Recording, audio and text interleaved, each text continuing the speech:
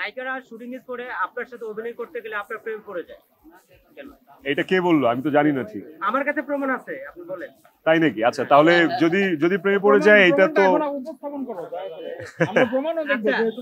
Shooting, নায়িকারা আমার সাথে shooting করলে যদি প্রেমে পড়ে যায় ওইটাকে আমি দোষের কিছু দেখি না। প্রেমে আমি প্রতিদিনই পড়ি, আমি নিজেও প্রেমে পড়ি। আমি প্রতিদিনই কোনো না কোনো গাছের প্রেমে পড়ি, কোনো বইয়ের প্রেমে পড়ি, কোনো সিনেমার প্রেমে পড়ি, মানুষের প্রেমে পড়ি। সো প্রেমে পড়া খারাপ কিছু না, আনটিল অর আনলেস এইটা অন্য কারোর জন্য যদি ক্ষতির কারণ না হয়। তো নায়িকারা প্রেমে পড়লে আমার মনে হয় না দোষে কিছু আছে, কেমিস্ট্রি ভালো হয়।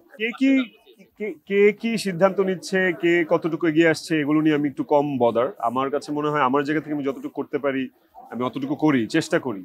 আমাদের যে একটা বিশাল লাইট ইউনিট জামালপুর যাওয়ার পথে দুর্ঘটনার শিকার হয়ে একজনের হাত চলে গেছে, একজনের পায়ে অনেকগুলো ফ্র্যাকচার, পাটাও বোধহয় রাখা কষ্টকর হয়ে যাবে, একজনের চোয়াল ভেঙে গেছে। সো এই যে মানুষগুলো, এরা কিন্তু খুব অল্প টাকায় পরিশ্রম করে আমাদের সাথে, খুবই যৎসামান্য টাকায়।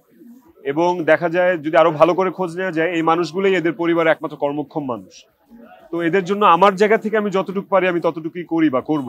যে কারণে আমি পোস্ট করেছিলাম যে এই মাসে আমার যাবতীয় যত শুটিং আছে সেখান থেকে আমি একটা অংশ আমি ওদের জন্য রাখবো। চেষ্টা করছি এই ফান্ডটাকে আরো রেজ করার। মাস শেষে হয়তো আমি ওদের হাতে কিছু একটা হ্যান্ডসাম অ্যামাউন্ট পৌঁছে দিতে পারবো। ভালো সাড়া পাচ্ছি, কারণ আমাকে তো অনেক মানুষ ভালোবাসে। ওই ভালোবাসার মানুষগুলা যখন আমার কোনো কথা শোনে বা আমার কোনো সৎ উদ্যোগ দেখে, ওরাও আসলে ওই উৎসাহটা আমাকে দেখায় এবং এটার প্রতিফলন আসলে আমি পাচ্ছি।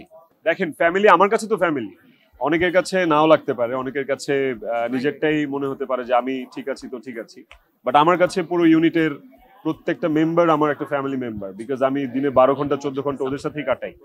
আমার কাছে অনেক ম্যাটার করে কে এই অবস্থায় ইউনিট কে শুটিং করলো, কে করলো না, ওটা নিয়ে আমি কিছু বলতে চাই না। আমি জাস্ট বলবো যে এই খেটে খাওয়া মানুষগুলোর পাশে একটু সবার আসলে দাঁড়ানো উচিত। আমি চেষ্টা করি, আমার সাথে আপনারাও দাঁড়াবেন। না দেখেন, প্রতিবাদী তো অবশ্যই, পাশাপাশি আমি তো একজন শিল্পীও। আমি এই মুহূর্তে ঢাকাই নাটকের মেইন স্ট্রিমের একজন অভিনেতা। তো আমি আমারটাই যদি বলি, আমি যে পারিশ্রমিক নেই, আমার পারিশ্রমিকটা আমি ডিজার্ভ করি, আমি যোগ্য, সেই জন্য নেই। যে এফোর্ড করতে পারবে সে আমাকে নিবে, যে পারবে না সে নিবে না, তাতে কোনো আপত্তি নেই। কিন্তু একদম পুরোটাই অভিনয় শিল্পীদের উপর চাপিয়ে দেওয়াটাও ঠিক না, যে অভিনয় শিল্পীরা একটা সিংহভাগ টাকা নিয়ে যাচ্ছে।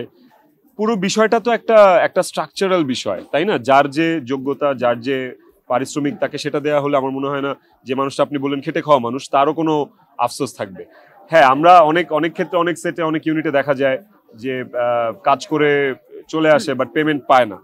এই যে একটা ট্রলিম্যান, একটা লাইটম্যান, তারা যে যৎসামান্য টাকাটাই পায়, এটার জন্য তাকে 6 মাস 1 বছর ঘুরতে হয়। That is wrong. ওইটা আসলে ঠিক না। ওই জায়গাটাতে আমাদের পরিচালক প্রযোজকদের আর একটু আমার মনে হয় সিরিয়াস হওয়া উচিত।